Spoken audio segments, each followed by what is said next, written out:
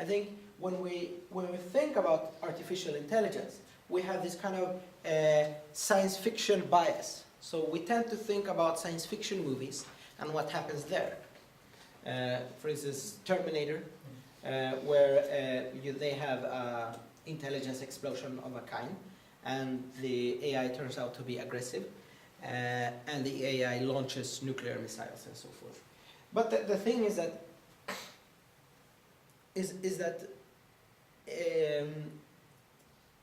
this turn of events is fairly unlikely. It's much more likely, I mean, if I were an AI or were that intelligent, then I would do things that would, and I wanted to exterminate mankind, I would proceed in some other ways that are much more subtle and that would kill off mankind immediately and much more subtly than just launching nuclear weapons, right? Launching nuclear weapons is just kind of a very cinematic thing to do because nuclear explosions look cool on the movie screen. But, I mean, imagine an AI that is on the internet and it sends emails to 1 billion people, and the emails are from a friend of them, or apparently from a friend of them, or their boss or something.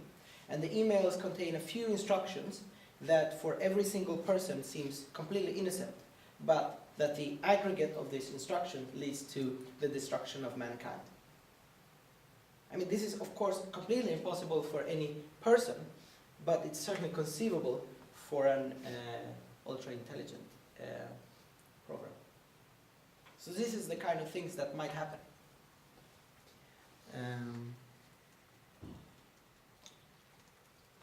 Okay, so considering the impact that an AI might have, we need to think about how to constrain it, or how to make certain that the worst scenarios are excluded, and perhaps even how to use it in a way that can benefit us.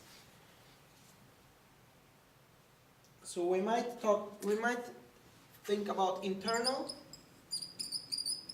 and external.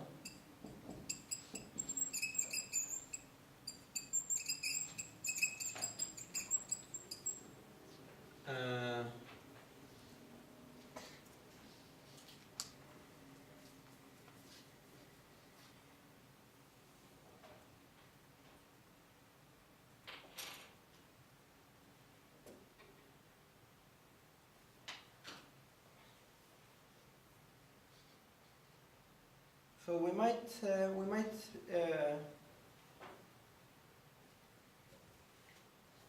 might create an AI that is very narrow, and this is what we've been doing today, but we've been doing it today because that's the only AI we have been able to do, but an AI that can only perform certain tasks,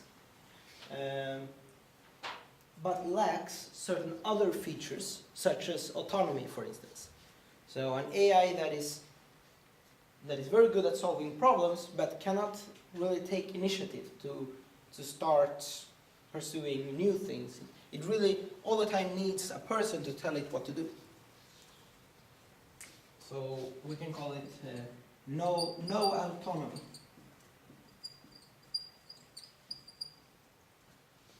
So this strategy might be initially possible, but I think that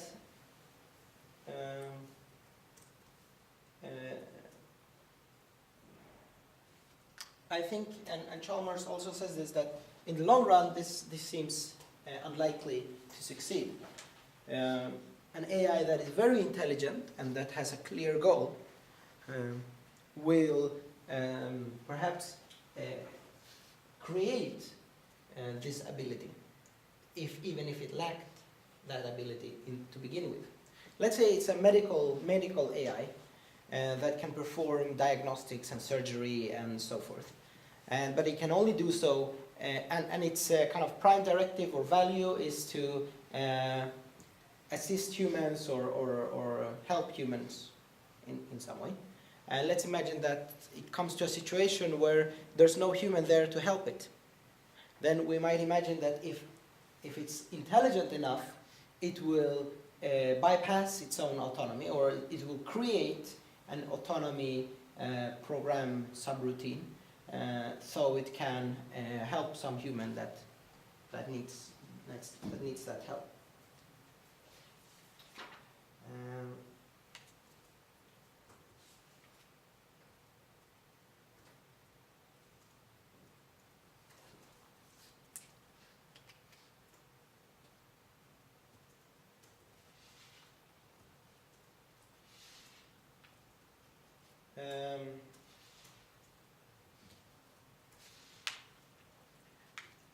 Another possibility is to make a human-based AI based. So perhaps we can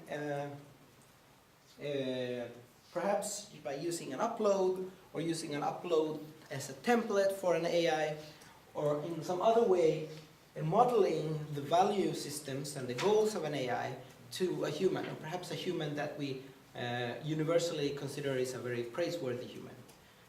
So perhaps we can, Gandhi or Martin Luther King, or maybe not, he was religious, but Nelson Mandela, he was a nice guy.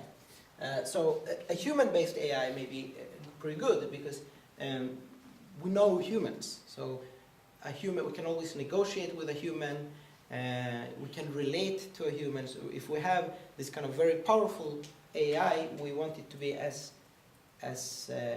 recognizable as possible, right? We don't want these very alien values that are completely detached from mankind.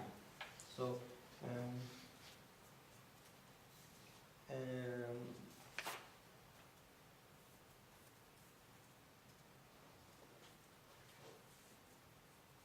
so even if it's far from perfect, I mean, humans are imperfect by definition. It's some kind of imperfection that we can understand and relate to. It's nothing alien, at least. So this is kind of this. Let's see here, unlikely. So this human-based approach points to the plausibility or the attractiveness of going towards AI through the uploading route. Because the uploading route might give us an AI that we can relate to. Of course, it's not obvious that we will reach an AI through this way, through this strategy. So we might instead want to create an AI that doesn't want to improve. So we create an AI plus that can help us with geoengineering, that can help us with protein folding, can help us solve lots of different problems. But this AI, even if it has the possibility, the capacity to self-improve, it has G, it's not interested in doing it. So we can enter this into its code. And in that way, we can study this AI's motivational structure and decide whether or not we want to grant this ability to this particular AI. We might have many different kinds of AI plus, and perhaps we only want to choose the one who is most suited to human needs. Of course, this ability is perhaps not likely to last very long. As I said before, if the motivational structure of the AI plus is such that it really thinks that its overarching value, its overarching goal, is better furthered by self-improvement, then it will at some point bypass this self-improvement, the prohibition to self-improve clause, right? Unless this one is the primary objective.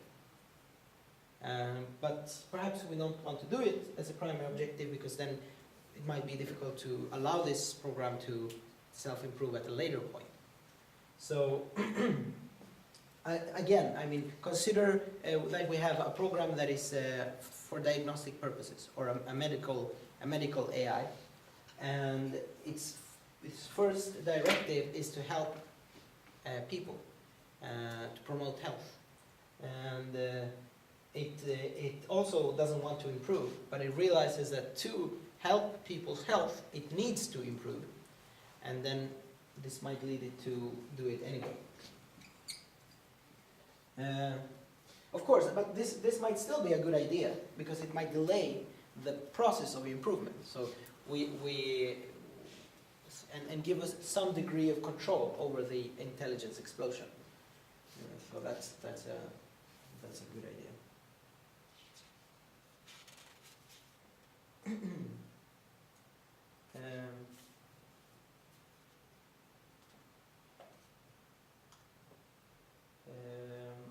Of course, then we might also want to create some kind of Asimovian rules. Tree laws. Laws or rules. You are perhaps familiar with Isaac Asimov's works, the laws of robotics. So perhaps we want to make these kind of laws, program them into the robot, so the robot or the programs that it shouldn't hurt people and so forth. The problem, of course, with these laws, as illustrated by Asimov's books, is that they are open to interpretation. What does it mean to harm someone? It's not clear what that means. What is a human? We have in the past had many ideologies that excluded some people from being humans. So we would have to have a very strict definition or a very rigorous definition about what a human is. We might also the program might, as the robots in Asimov's novels, consider that if you extrapolate these laws, there might be some other more fundamental law that that is implicit in these laws, perhaps, just as in like the zeroth law of robotics in Asimov's books, that might be altogether not that beneficial to us. So the Asimovian laws, I mean, it's a good starting point, but it's not certain that these constraints will be in place. I mean, when we're dealing with an AI plus or an AI plus plus, then since this entity is so much more intelligent than we can imagine, well, it might reinterpret these laws in different ways. Another problem is how do we instill the values, these values, into an AI? One way is to program them directly, and that has the advantage that we can control it pretty well. I mean, every program needs a utility function, and then we can assign these laws as utility functions. But of course, we can also, if there's a evolutionary organism, we can subject it to some kind of evolutionary pressure that will result in these values, but that's much more difficult to control. And this is also an argument against an evolutionary AI, because we know that in most environments, what really brings out, what evolution brings out is this kind of competitive and expansionist values, like the ones we have. So evolution might be more difficult to use to bring out the kind of right values that we want. Learning is also difficult. If the AI the values are implemented by learning, perhaps less difficult. So we can give it some kind of reward every time it does something nice or helps someone, and punish it when it hurts humans, and so forth.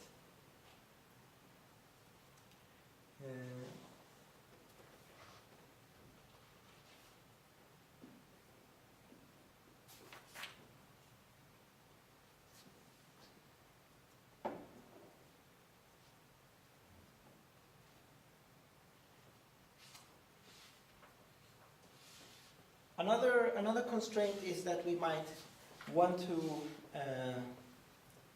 to slow down the process of